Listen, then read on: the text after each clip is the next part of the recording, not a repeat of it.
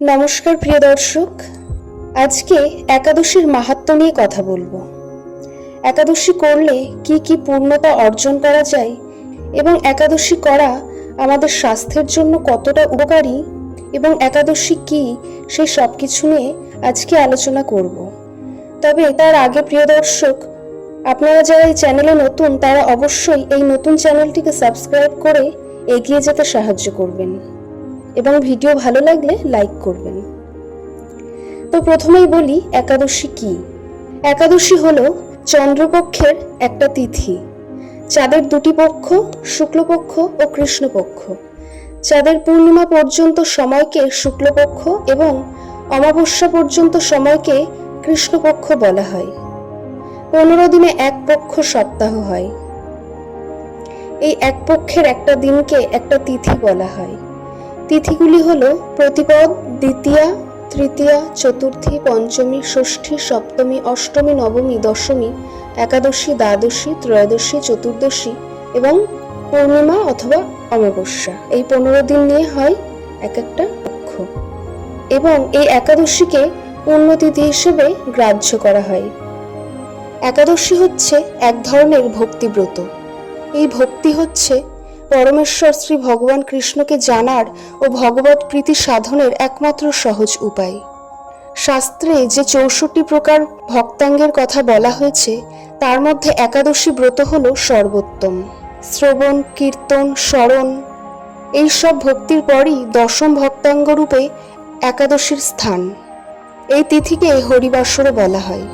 একাদশী প্রতি 15 দিনে একবার পড়ে, পূর্ণিমা এবং অমাবস্যার পরের দিন, এবং বছরে 365 দিনে মাত্র 24 বার একাদশী পড়ে।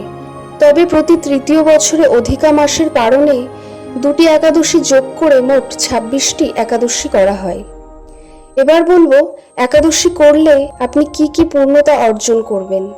এই একাদশী ব্রত পালনে সমস্ত প্রকারের পাপ বিনষ্ট হয়, সর্বসৌভাগ্য ও শ্রীকৃষ্ণের প্রীতি বিধান হয়। এছাড়াও একাদশী করলে কোনো ব্যক্তির কেবলমাত্র নিজের জীবনের সদ্গতি হয় তা নয়, একাদশী করলে সেই ব্যক্তির প্রয়াত পিতা ও মাতা নিজ কর্মদোষে যদি নরকবাসী হন তবে সেই পুত্রের একাদশীর কর্মফলে পিতামাতা নরকের যন্ত্রণা থেকে উদ্ধার হন। তাই নারী পুরুষ নির্বিশেষে 8 থেকে 80 বছর বয়স পর্যন্ত যে কোনো ব্যক্তিরই ভক্তি সহকারে পবিত্র একাদশী পালন করা কর্তব্য। এবার বলবো একাদশী করা আমাদের স্বাস্থ্যের জন্য কতটা উপকারী। বিজ্ঞানসম্মত উপায়ে একাদশী করাকে শরীর সুস্থ রাখার উপায় বলেছেন। বিজ্ঞানীরা বলেছেন যেহেতু একাদশীর সময় উপোস করে থাকতে হয়, তাই সেই সময় শরীরের কোষগুলো বাইরে থেকে খাবার বা পুষ্টি না পেলে তখন সুস্থ কোষগুলি নিজেই নিজের শরীরের অসুস্থ কোষগুলোকে খেতে শুরু করে। এর ফলে আবার নতুন স্বাস্থ্যকর কোষ পুনরুৎপাদন হয়। এই একাদশী প্রক্রিয়া কোষ বা কোষের উপাদানগুলি সৃষ্টি ও ধ্বংসের মধ্যে সামঞ্জস্য রেখে কোষীয় ভারসাম্য বা সেল বজায় রাখে। এইভাবে 15 দিন পর পর একদিন উপবাস থাকার মাধ্যমে মানুষের যে উপকারগুলি হয় সেগুলি হলো দেহের সেল বা কোষগুলি পরিষ্কার হয়, বড় ধরনের রোগ ধ্বংস হয় এবং পাকস্থলীর প্রদাহ সেরে যায়, ব্রেনের কার্যকারিতা বাড়ে, শরীর নিজেই নিজে থেকে সেরে যায়, ডায়াবেটিস ভালো হয়ে যায়, বার্ধক্য রোধ হয়, স্থূলতা নিয়ন্ত্রণ হয়, সুস্থ ও দীর্ঘ জীবন লাভ করা যায়। তাই সকলের পক্ষে একাদশী পালন করা খুবই উপকারী। তো প্রিয় দর্শক, একাদশীর এতগুলি মাহাত্ম্য রয়েছে এবং এত উপকারিতা রয়েছে, তাই আমাদের সকলের উচিত প্রত্যেককেই একাদশী পালন করা।